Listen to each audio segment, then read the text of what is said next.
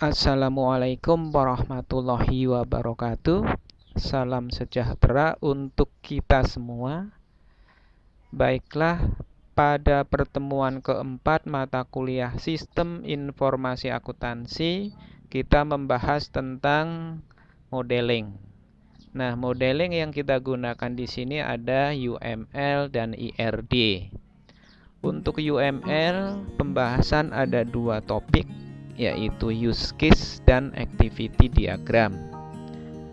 Untuk IRD ada dua juga, yaitu IRD sendiri dan LRS. Namun LRS tidak kita bahas sebab LRS hanya konversi dari IRD ke LRS.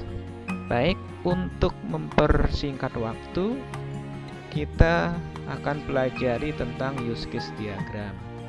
Use case diagram digunakan untuk menggambarkan alur proses kerja suatu sistem, di mana bertitik tumpu pada use case atau case atau permasalahan yang digunakan di dalam sistem.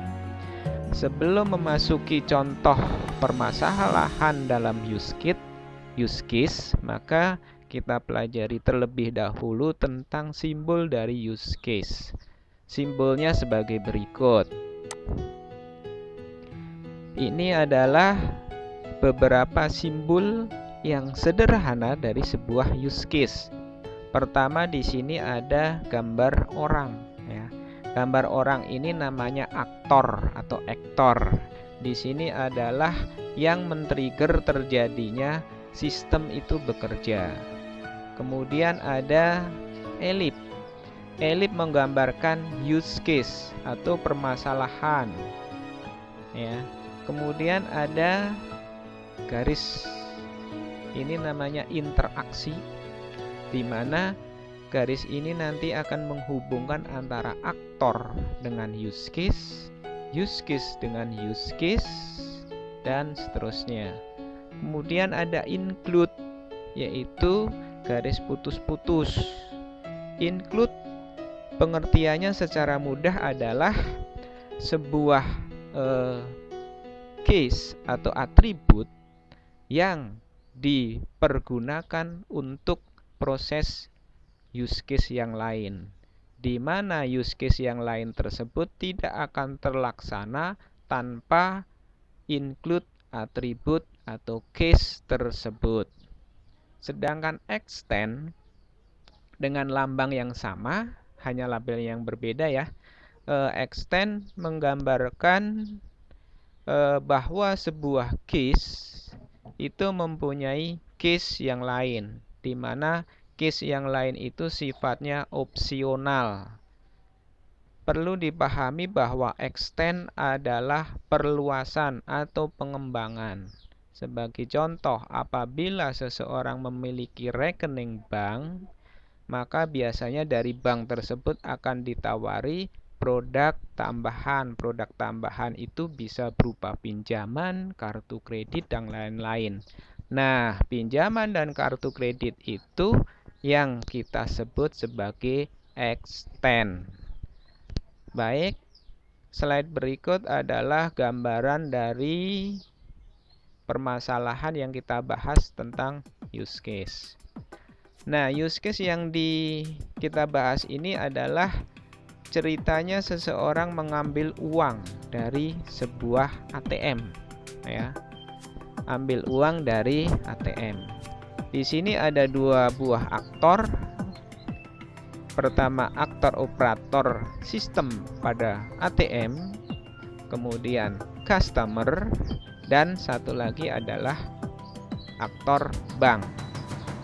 Pertama-tama, apabila ATM dapat beroperasi, pastinya sudah di startup oleh operator, atau ATM-nya dihidupkan secara mesin oleh operator.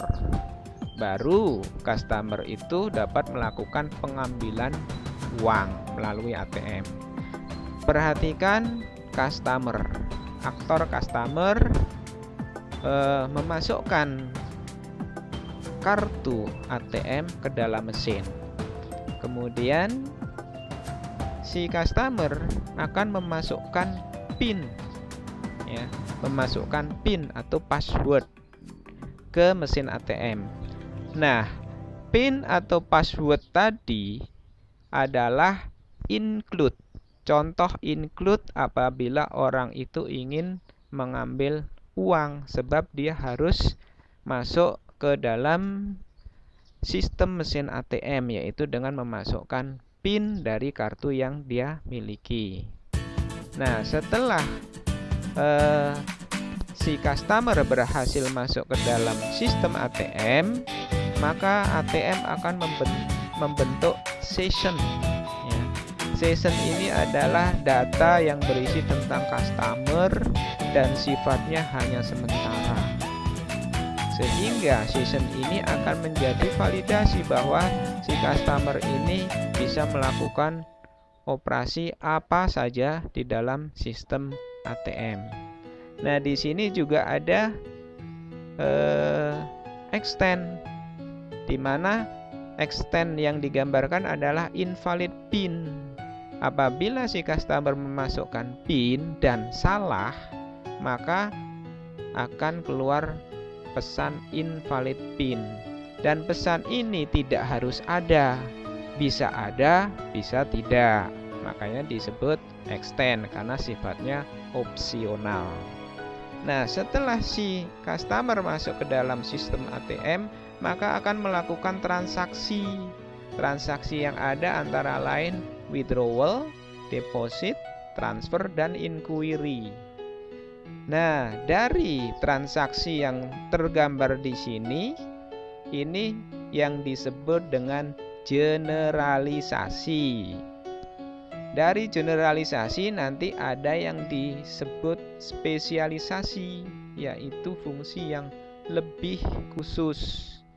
Contoh dari transaksi spesialisasinya kalau dalam ATM di bank itu ada withdrawal atau penarikan tunai, deposit, menabung, transfer, memindahkan uang ke bank lain ataupun ke rekening dalam satu bank, inquiry atau melihat isi saldo. Nah, itu tadi adalah gambaran dari sebuah use case. Kemudian berikut ini contoh use case yang lain, yaitu use case tentang seseorang yang login ke dalam akun Facebook. Di sini ada aktor user. Aktor user ini setelah melakukan login ke dalam Facebook melalui email, memasukkan email dan password, ya. Email dan password ini bukan extend, tetapi ini adalah include, ya. Sebab tanpa email dan password maka si user tidak dapat melakukan login. Nah, setelah login, maka si user tersebut dapat melakukan manage profile atau melengkapi profile, ya. Nah, dari melengkapi profile ada yang namanya set new profile, edit profile.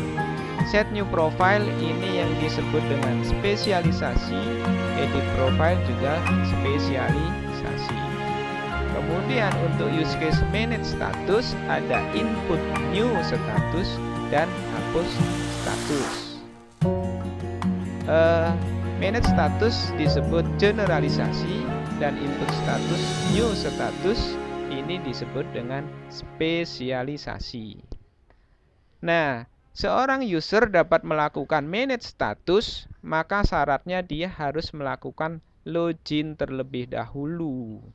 Tanpa login, maka dia tidak dapat melakukan manage status.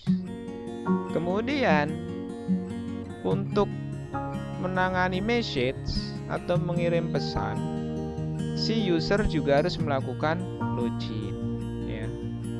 Demikian pengertian dari extend, include, spesialisasi dan generalisasi. Nah, kemudian berikutnya adalah soal latihan. Silahkan Anda buat atau gambarkan sebuah use case diagram dari belanja online. Saya yakin mahasiswa-mahasiswi saya hampir pasti sudah pernah melakukan belanja online. Silahkan gambarkan use case-nya. Bagi yang belanja di Bukalapak ya dengan Bukalapak, Topet dengan Topet, dan seterusnya. Ini untuk latihan use case. Biasa untuk pengumpulan tugasnya melalui format PDF. Terima kasih. Wassalamualaikum warahmatullahi wabarakatuh.